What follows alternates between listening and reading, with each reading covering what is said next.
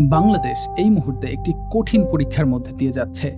আমাদের প্রিয় দেশ, যেখানে প্রায় ১৬ কোটি মানুষ একসাথে বসবাস করে, এখন ভয়াবহ বন্যার কবলে পড়েছে। হাজার হাজার মানুষ তাদের ঘরবাড়ি হারিয়েছে, আশ্রয়হীন হয়ে পড়েছে।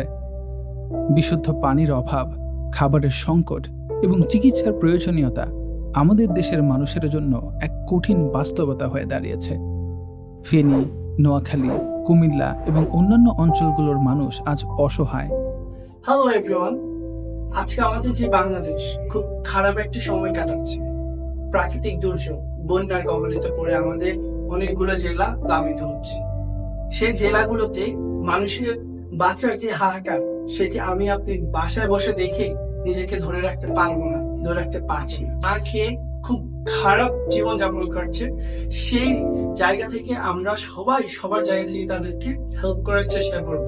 যারা আমরা বাসায় বসে কোথাও যেতে পারছি না বা সেখানে মুভ করতে পারছি না, আমরা আমাদের জায়গা থেকে সবাই প্রার্থনা করি এবং যে যার ধর্ম থেকে সবাই সবার জন্য দোয়া করি।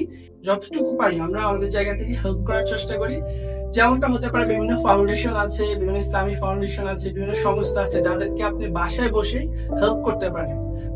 আপনার 2-1 টাকার মাধ্যমে অনেক আমাদের মানুষের হেল্প হতে পারে। সো আমরা আমাদের জায়গা থেকে যদি অটুট থাকি, দোয়া করি এবং ডোনেশন ফান্ডের যাদের মানুষকে দিই, যারা ফিল্ডে কাজ করছেন সবার জন্য দোয়া করি এবং যাদেরকে উদ্ধার করার জন্য যাচ্ছে সবাই যেন সেফলি আবার ফিরে আসতে পারে সেই দোয়াই করি। ইনশাআল্লাহ আমাদের এই দেশ আমাদের, আপনার এবং আমাদের সবার। এখন সময় এসেছে আমাদের সকলের এক হয়ে দাঁড়ানোর। আমরা যদি একে অপরকে সাহায্য না করি, তবে কে করবে?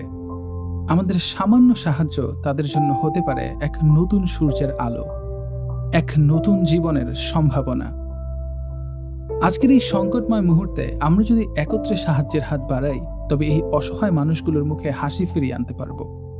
আসুন সবাই মিলে যে যার সামর্থ্য অনুযায়ী এগিয়ে আসি।